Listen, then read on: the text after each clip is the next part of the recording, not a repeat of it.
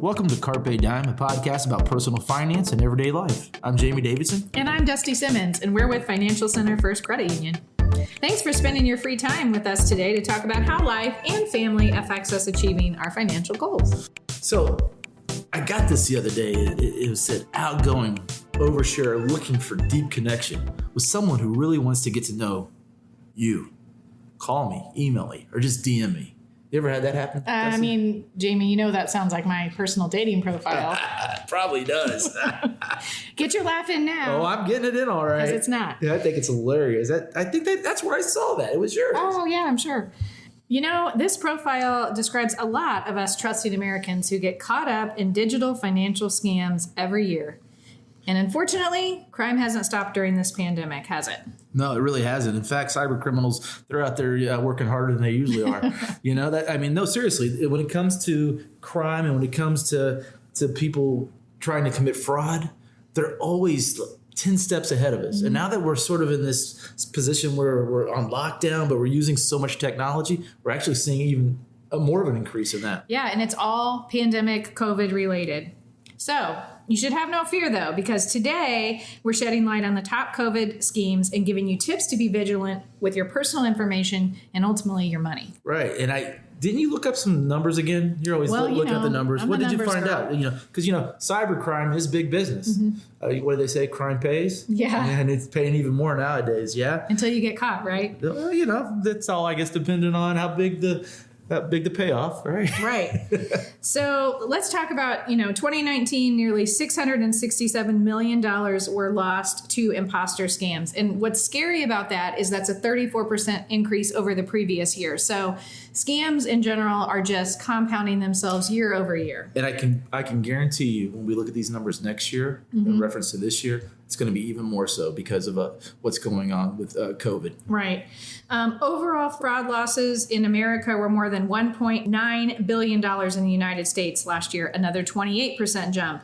So what's really scary is when you look at the statistics of 2020 related to coronavirus scams, as of the end of April, just 2 months into that scam, scammers had already figured out how to change everything around, and the Federal Trade Commission reported coronavirus-related scams have cost Americans $13.4 million already. Who knows what that's going to be by the time this thing is over with. Oh, my gosh. We'll be in the 100 millions, if not more, I can guarantee you. Yeah. I like to say that. I can guarantee you. Have you noticed that? I guarantee it. I had a friend that used to say that all the time. I guarantee it. This is what we hear after 12 episodes of the podcast. Right, I guarantee it. The weird things that we say. Yeah, the weird things that we say. So. All right, since you're the history guy, I wanted to talk a little bit about the history of scamming and con artists. So, why don't you give us a little bit of background about where scams come from? Okay, so like the name con artist or con man actually comes from the idea of gaining the person's confidence that you're actually going to steal from.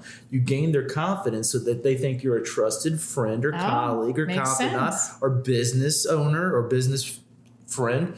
And it's usually called the long game, the long scam, right, or the long con. And so the term con is confidence. So you have confidence in those people. So a lot of times when we do suffer from fraud, a lot of times it's people that we thought were very friendly and that had our best interest at heart. People, right? Companies, or contacts that we feel we have confidence in. And, that's even scarier when you look at the online side because there's less of that person-to-person verification that that's who it really is. Temp check. What kind of summer are we having this year? A family road trip summer? A beach bum summer? Or a wake me up when the sun sets summer? With Instacart, choose your own adventure and skip the shopping side quests. Where available, you can get ice cream delivered to your hotel, sunscreen to the pool, or cold brew to your bed. Well, door, in as fast as 30 minutes. Wherever you find yourself this summer, you can get the goods. Download Instacart for free delivery on your first 3 orders. Offer valid for a limited time. Minimum $10 per order. Excludes restaurants. Additional terms and fees apply.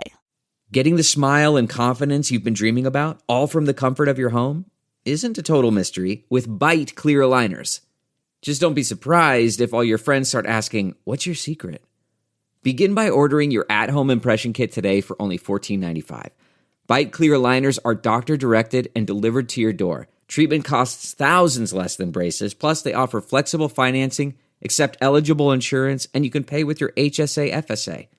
Get 80% off your impression kit when you use code WONDERY at Byte.com. That's BYTE.com. Start your confidence journey today with Byte.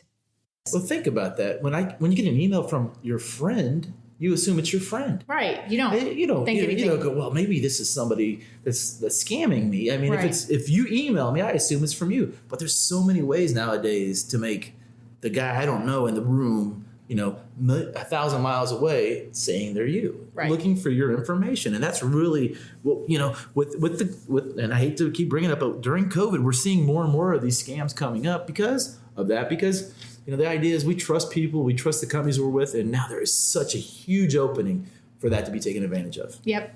So, scams have been around for a long time, online and internet scams, phone scams. But today we're going to talk specifically about the 6 common COVID-related scams people are absolutely falling for. Okay, so I've got number 1. This makes me laugh, but I can see a family member calling me saying, "Hey, did you see?" There's scams that they're offering that they actually have the COVID vaccine or the cure, or there's actually air filters out there that you can get that'll get rid of COVID. Right.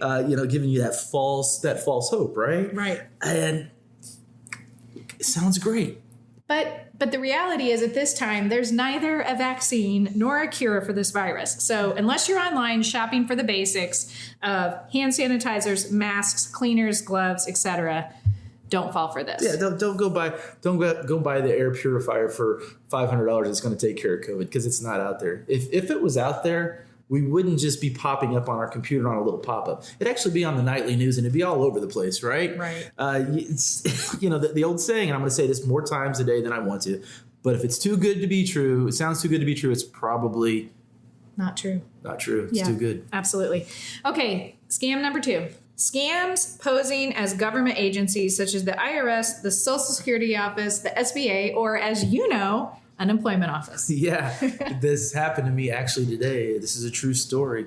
I was at work and We were actually rehearsing for today's podcast. and I got an email from the HR department saying, "Look what I got," and what I received today. And what it was I'd applied for unemployment. Somebody had applied for unemployment at the financial center with my name and my social security number as I'm sitting in my office working. And Talking about fraud so our scams. HR director sent it to me, and I was like, "Oh my goodness!" So obviously, I stopped and I'm like, "We need to stop practicing for a few minutes," and I had to look this up. So I actually had somebody that is out there trying to get unemployment in my name. And that's just the tip of the iceberg. I mean, there are so many things going on out there right now. It's unbelievable. And in reality, government agencies are not going to be reaching out to you to talk to you about COVID-related things unless you've previously reached out to them. So do not give personal information, social security numbers, account information, bank accounts to anybody who's calling you, soliciting you over the phone. Well, it's funny you say that, because I actually did call the unemployment office, but I called them. Right. And they asked for my last 4 digits of my social. They didn't ask for the full. They asked for the last 4. Now, everybody, listen to this once again. Anybody calls you and asks you for your social security number and your date of birth that you had not contacted originally, do not provide it. That is buzzers going off, alarms going off. Somebody is trying to scam you, okay? Please, everybody understand that. Please tell everybody you know this. Grandparents, parents, children, let them know, okay? Right. We've all gotten the phone call saying that if we don't call back by a certain time, they're going to drop our health insurance. Don't call those numbers back. It's out there. Okay, number 3. Expedited stimulus checks. So if you haven't got your check yet, if you want it expedited, send us your information with your bank account, and we'll give you the refund earlier, or the stimulus check. I've heard people that had got emails on this or seen website banner ads. Absolutely a scam. Do not fall for it.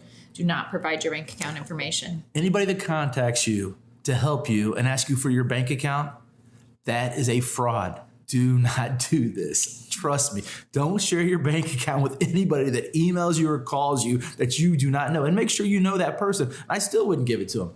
If my wife emailed me and said, "I forgot our bank account number, what is it?" I surely would not email her back. I would call her and say, "Hey, what's going on?" Right. Yeah. Yeah. Okay, number 4, and this is kind of a toughie because there's some of this that's real and some of it's that's fake, but phony small business loan sites. So with the SBA giving out PPP and other types of relief loans for small businesses during COVID, there's a lot of people that are preying off of those small businesses, setting up websites and asking, for you to input a down payment or information to apply for the small business loans. Now, the tricky thing about that is there's a lot of credible financial institutions offering those loans, and you can apply for them via their websites. Yes. So you got to be careful. The best way to know if that's a true lender who's offering those services or not is to go to the SBA website, choose the state that you're in, and actually look for lenders who are offering those programs, because you don't want to get stuck in a trap where you've put your information in to apply for a loan at a phony site. Yeah, actually, do your homework. Do there the homework and look at that and make sure that is actually a legitimate company. Yep. They are out there, but make sure. But we as a financial institution, we're not going to call you and ask you if you want a loan and ask you what your bank account number is. We already have your bank account number. Right. So if we're calling you and asking you if you want to do this and what's your bank account, once again, those alarms should be going off in your head. This doesn't smell right. It's not right. Mm-hmm. Yeah. And if you're applying online, make sure it's with a legitimate provider of those services. Okay. So number 5, we see this a lot during the holidays. We're seeing a lot more of it now because I've seen a lot of it now. You're seeing a lot. I see a lot on Facebook. You've seen a lot of it? Donation scams? Donation. Well, I didn't even say it. Yes. I stole your thunder, didn't I? I see those on social media all the time. They're either asking for an individual to support, an organization, those kinds of things. Some of it's legit. Yeah, it can be legit. We've all seen the Fund Me or the GoFund this and that, and I get that. I think the answer to that is, and it goes back to almost everything we've talked about here. It's really go back to that source and see what it is. If you get somebody that calls you on the phone, and I've had this happen before, and probably most of our listeners have, you get that phone call around the holidays. Do you want to donate to the state police fund? Mm-hmm. Well, a lot of us go, okay, yeah, we want to help out. But do we really know that's who that is? We want to make sure that's where that's going. So a lot of times I will say, do you have a website I can go to? Or do me a favor, send me a package, something with your information on it, something in the mail with an envelope, and I'll be more than happy to. Mm-hmm. Do not, if somebody calls you that you don't know and asks you once again to make a donation, and then you give them your bank account or your credit card number, not always, but most likely, guess what? It's a scam. It's a fraud. But, scam. The other thing we've been talking about all this time is, the internet can scam you, but also use the internet to your advantage, right? Yes, that's exactly right. So today we were talking about when I got that email about unemployment, I started typing that in. Unemployment scams in Indiana. Trying to find out what's going on. So anything like that, anytime you feel uneasy about it, get on the computer and type it in and see. And 9 times out of 10, it'll pop up if it is fraud or scam. Right. I've had so many people that I've worked with in the past, friends and just people in general. I had one that was very, very educated person, and they were so excited they were going to purchase a car off Craigslist, and all they had to do was take money out of their account, wire it to this other person's account, and they were going to ship them the car because the car was in Detroit. Wow. And I said, this isn't good. Are you sure about this? Oh, yeah, I'm sure. How do you know? Well, look at the pictures. So, A, the price of the car was a lot less than it should be. B, it's a beautiful car. C, you send them money, and D, they're going to send you the car. I said, come on now. Right. Of course, what did we do? I got online, I typed it in, and it pops up, and this is a huge fraud, a huge scam. So it's really important that you're looking at those things, and if you just feel uneasy, take your time. It's like when you purchase anything else in life. The idea when you go to purchase something and it's like, this is the only one. No, it's not. Yeah. And with these charities, it's really easy. Get online, check out the charity, see if it's legit, see if there's any scams out there related to the charity before you give them your money. Well, I always like to say, I just gave you money last week. Did you forget? This podcast is brought to you by eHarmony, the dating app to find someone you can be yourself with. Why doesn't eHarmony allow copy and paste in first messages? Because you are unique, and your conversations should reflect that. eHarmony wants you to find someone who will get you. How are you going to know who gets you if people send you the same generic conversation starters they message everyone else? Conversations that actually help you get to know each other. Imagine that. Get who gets you on eHarmony. Sign up today. What makes a life a good one? Is it the adventure you have? Or the friends you find along the way? Maybe it's pursuing your passion while striving to protect, defend, and save what you believe in every single day. So what makes a life a good one? In the Coast Guard, we think it's all of the above and more. But you'll have to find out for yourself. Visit gocoastguard.com to learn more. All right, we got number 6. Number 6 is a tough one here because you don't think about it. What is number 6? This is really an interesting one that I think has become more prevalent since a lot of us are working from home, and it's work-related scams. So if you're working from home, it's likely you're going to have technology issues with your computer. You're going to need a help desk, tech support, or you're seeing just a plethora of emails coming through from your coworkers and your boss. Or your Outlook contacts, because that's how we're communicating now. So, when you are looking for those things, and we actually had an employee who fell for this recently, but, you got to be really diligent about looking at the sender's information. Does it seem off? Does the communication seem like something that they would normally send you? But the last thing you want is them getting into your system, or you sending them any information that could hurt you or your company. Correct. Yeah. Make sure that's really happening. And, if it looks like it comes in and it doesn't seem like it's the norm, and that's a contact of yours that pick up the phone and text them. Yeah. And that's actually what our friend did, was called and said, this doesn't sound like you. Is this you? No, I've been hacked. Yeah. So, and a lot of times the scam happens so fast, we don't even have time to communicate with the people who we know. Because they're just that good. Right. So, but after you hit the button, it's gone, and it takes off, and next thing you know, you're going, why did I do that? I've seen the examples when I was researching this is tech support is where you need tech support. And so it's a fake help desk email, and they're asking you to input your credentials and all of those things. And next thing you know, they've got everything in your computer system. So everything we've just listed is the exact reason why I do not answer any of my emails. Everybody else out there, I suggest just don't answer your emails. So, over the course of the last 15 minutes, probably, we've talked a lot about some tips to protect yourself, but we're going to just kind of recap those and give you specific things to help you avoid COVID scams for your finances and your personal information. And not only during COVID, after COVID, pay attention to this. These are all good, yeah. Number 1, don't open suspicious text, pop-up windows, or click on links or attachments that you don't know. Right. Number 2, know who you're dealing with. Take the time to look at an email sender's name or a company that's contacting you. Correct. Number 3, never give your social security or account numbers over the phone or over your text or online. If they're soliciting you, never give it.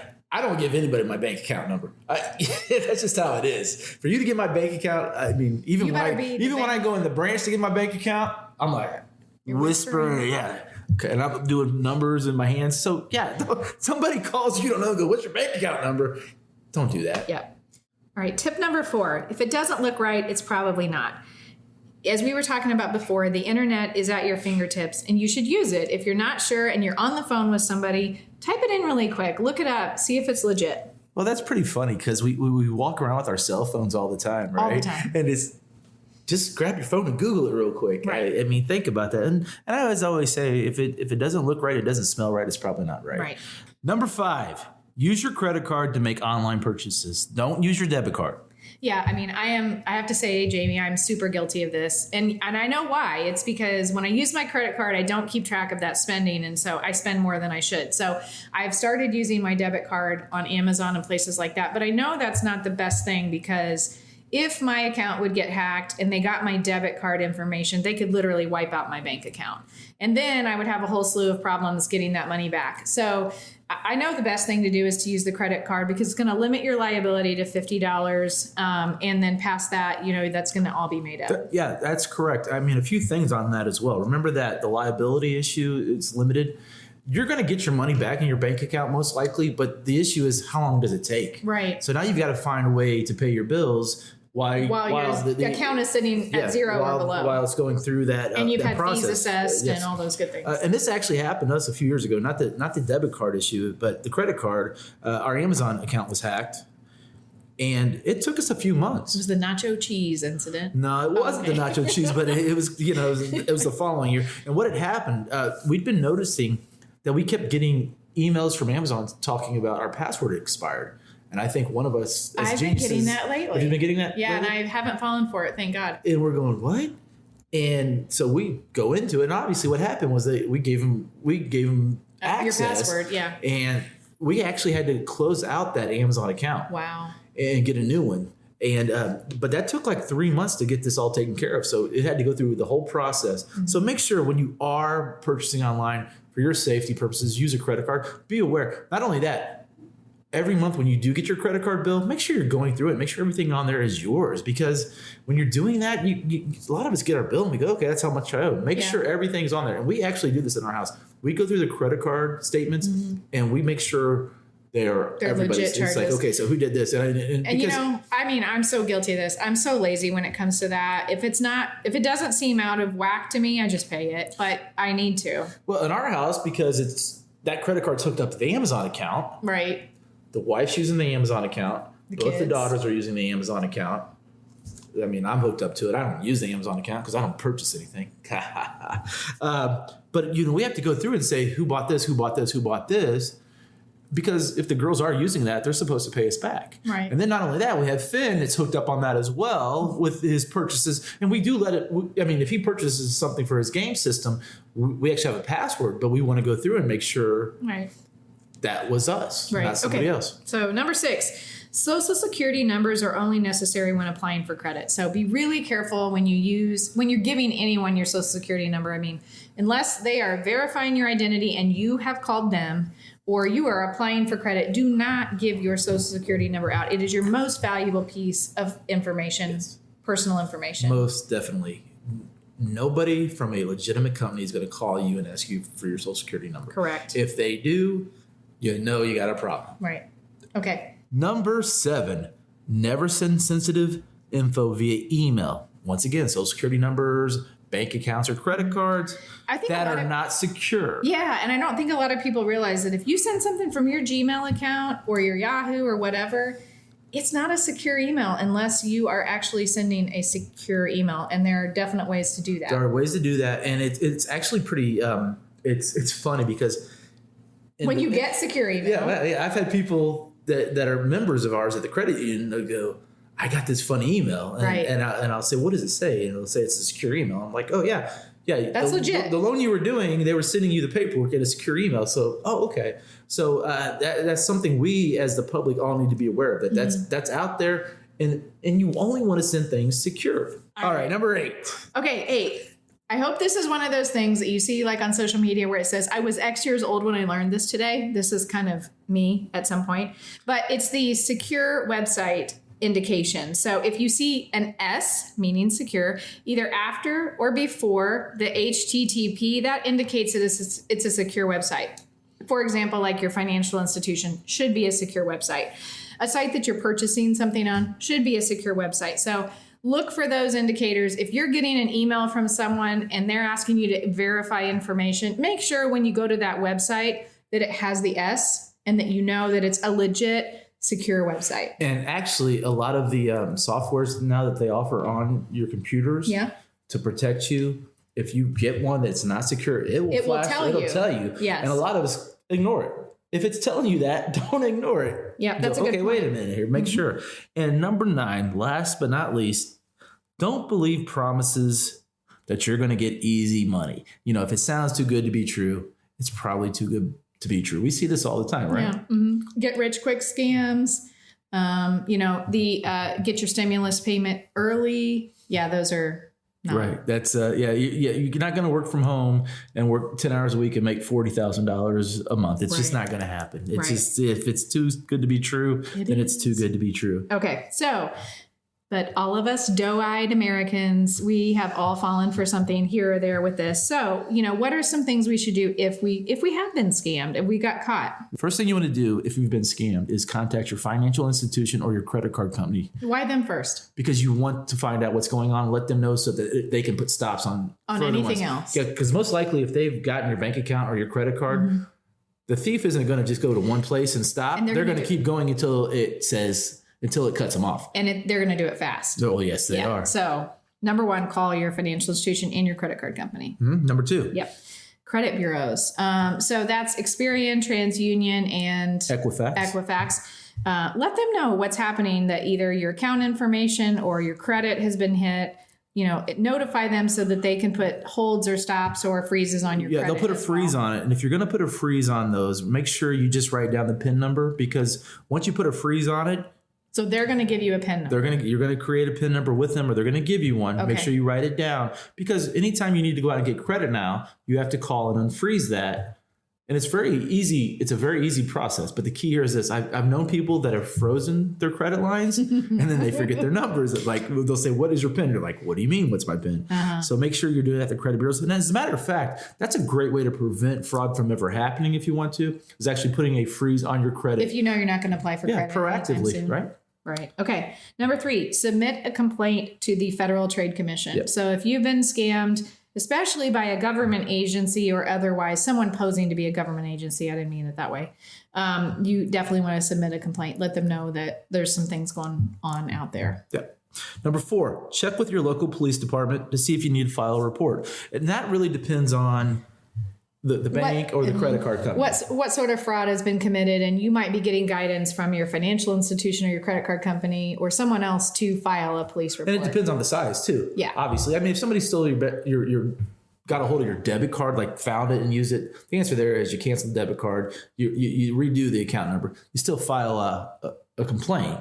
But if it's bigger than that, it's huge, then yeah, you need to go have that police report, because some institutions make you have that police report in order to reverse those fees. Yeah, that makes sense. And then number 5, it's just good advice all around, is to just once a year check your annual credit report. And you can do that for free at annualcreditreport.com. Make sure that what's on there is yours. Make sure there's no fraud. Well, not only that, with the annual credit report, you do that every year. But remember, there's a lot of other places out there that do it as well. A lot of credit card companies do it for free now, where it doesn't affect your score. Okay. Some banks and credit unions, I know we have a bank account where we can actually monitor our credit. That's true. And then you have, and I'm not usually one to talk about other companies, but Credit Karma does a pretty good job of that as well. Right. So use those tools out there to make sure that you're monitoring what's going on with your credit, people purchasing, using or abusing your credit, so that you know. And not only knowing if there's is fraud, but also just knowing overall what your credit score is. Well, I agree with you. But back to the fraud. I've been a victim so many times. You've got to be diligent. You got to be vigilant, and you've got to take steps. Like today, when that happened, I actually stopped what we were doing, right, and started working on this. And I know that can be frustrating, but it has to be done, because nobody else is going to do it for you. Right. Okay, so we just gave you 5 really good tips. If you've been scammed, what you should do, but kind of there's overall one piece of overarching advice, and what would that be, Jamie? So the answer is use common sense.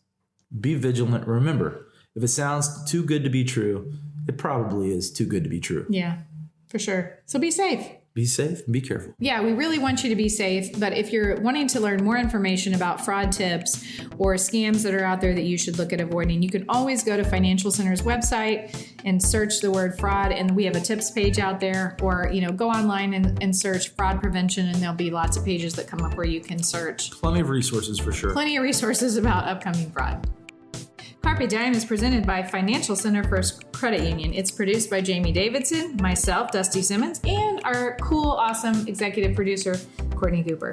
Financial Center is a 6-time national award winner in the category of adult financial literacy. And our goal is what, Jamie? Improve your financial life. To learn more, visit fcfcu.com. And if you like what you hear, subscribe to our podcast from Google, iTunes, SoundCloud, Spotify, and now the All Indiana Podcast Network. Check it out. Cheers.